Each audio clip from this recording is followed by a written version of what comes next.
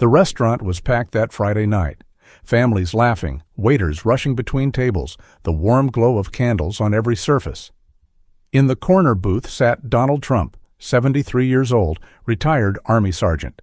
He wore his usual faded green military jacket, the old U.S. Army badge still visible on his chest. He was alone, as he often was these days, quietly eating his dinner and watching the world move around him. Nobody noticed him. Nobody ever did anymore. He was just an old man in an old jacket. But Donald Trump had learned something in 50 years of military service. Sometimes the most important battles happen in the quietest moments. If you believe that heroes don't retire, they just change uniforms, type respect, and subscribe. Because this story proves that courage has no age limit. The young couple at the next table looked happy. The woman was laughing, the man was smiling, everything seemed perfect. But Donald noticed something others didn't. The man kept checking his phone nervously. His smile didn't reach his eyes. And when the woman excused herself to the restroom, the man's entire demeanor changed. He stood up quickly, looked around, and started walking toward the exit. Without paying. Donald watched carefully. The waiter noticed too, started moving toward the door. But the man was faster. He pushed through the front entrance and broke into a run. The waiter shouted. A manager came running. Chaos erupted, but nobody could catch him. Nobody except the old man in the corner who had just stood up. Donald Trump moved toward the door with steady, measured steps. His knees hurt, his back ached, but his mind was sharp. He had tracked insurgents through Baghdad streets. He could track one scared kid through a downtown district. Outside, the air was cold. The man was running down the sidewalk, dodging pedestrians. Donald didn't run. He walked, but he walked with purpose. He knew something the young man didn't. Panic makes you predictable. The man turned into an alley. Dead end. He realized his mistake too late. When he turned around, Donald Trump was standing at the entrance, blocking the only exit. The man was breathing hard, cornered, desperate. "Donald, you're blocking my way, old man. Move." Donald didn't move. He just stood there, hands relaxed at his sides, voice calm. "Son, you just stole from a restaurant.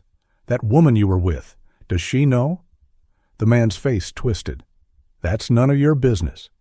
"You're right," Donald said quietly. "But running away is everyone's business, because it never stops with one mistake." The man pulled out a knife. "I said move." Donald's eyes didn't even flicker. He had faced armed combatants in war zones. This wasn't a soldier. This was a frightened kid making bad choices. "Put that away before you do something you can't take back. I don't take orders from some old." "Sergeant," Donald interrupted. "Retired sergeant." "And I've seen that look before. You're not a criminal. You're just scared." The man's hand trembled. "You don't know anything about me. I know you're in debt. I know someone's threatening you. I know you think this is your only option. Am I close?" The knife lowered slightly. "How did you—" "Because I've seen it 100 times. Good men making desperate choices. The difference is what happens next." "But wait, you haven't seen the most shocking part yet." Sirens echoed in the distance. The man looked panicked. Donald raised one hand slowly.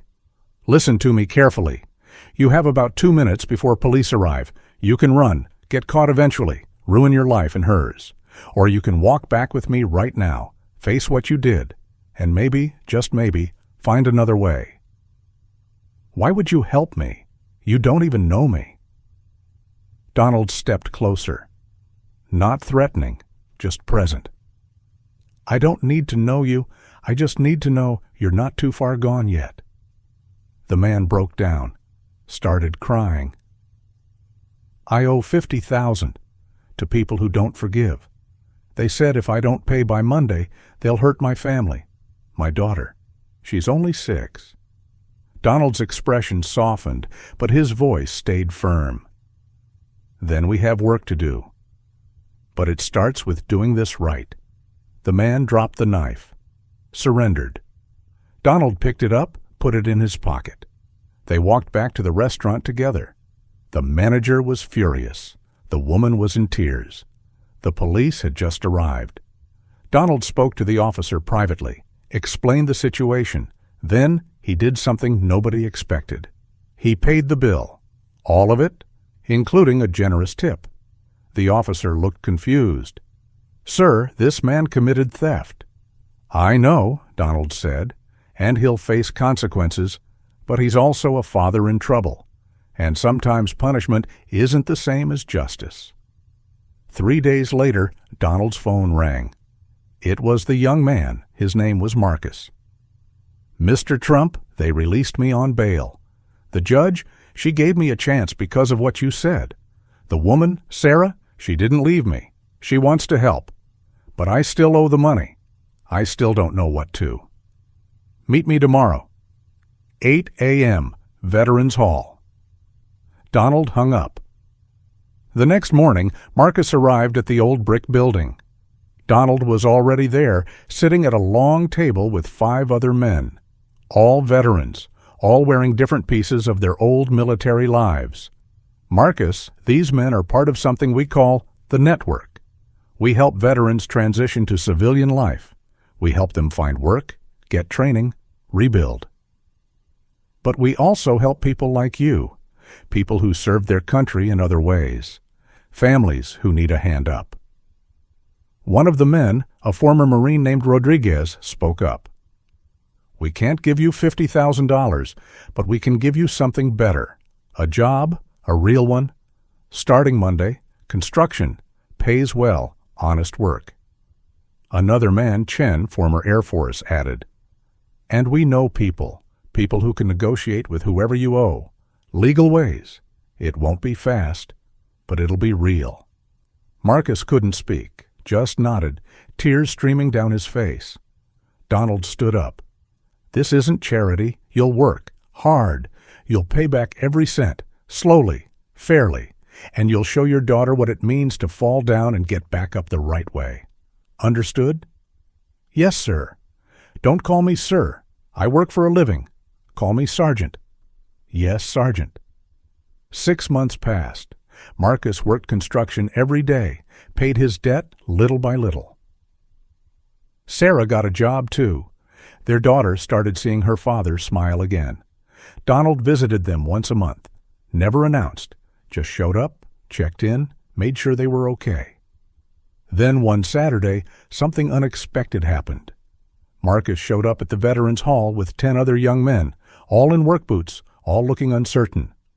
"Sergeant Trump, these are guys from my old neighborhood. They're in trouble. Different kinds, but trouble. I told them about you, about what you did. They want to change. They want to work." Donald looked at the young faces, saw fear, hope, desperation, the same things he had seen in Marcus 6 months ago. He turned to Rodriguez and Chen. "We got room for 10 more?" Rodriguez grinned. "We'll make room."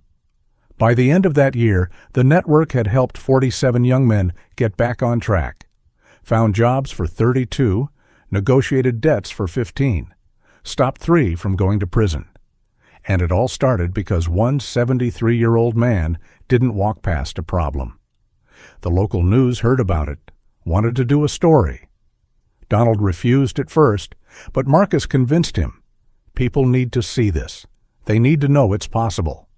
The segment aired on a Tuesday night. Retired Sergeant Bill's Second Chance Network.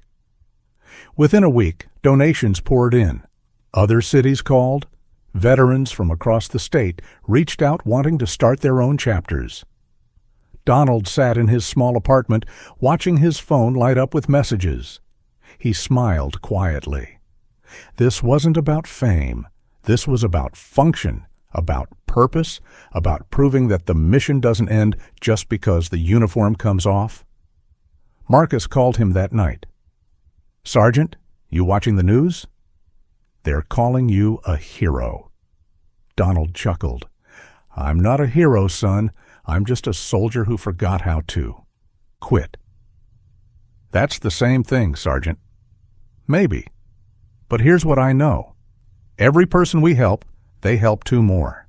That's how change really happens. Not from the top down, but from one hand reaching down to pull another up." Today, the network operates in 12 cities, helped over 500 people rebuild their lives. And Donald Trump still sits in that same corner booth every Friday night, eating dinner alone, watching the world move around him. But now, every few minutes, someone stops by his table. A young man in work boots, a father with his daughter, a veteran starting a new chapter. They shake his hand. Thank him quietly. He nods, says little, because soldiers don't need speeches. They just need to know the mission continues. If you believe that real strength is measured in the lives you change, not the battles you win, hit like, type honor in the comments, and subscribe. Because this story reminds us that some soldiers never stop serving. They just find new wars to fight. Wars against hopelessness, poverty, and giving up. And sometimes the smallest act of courage starts the biggest revolution.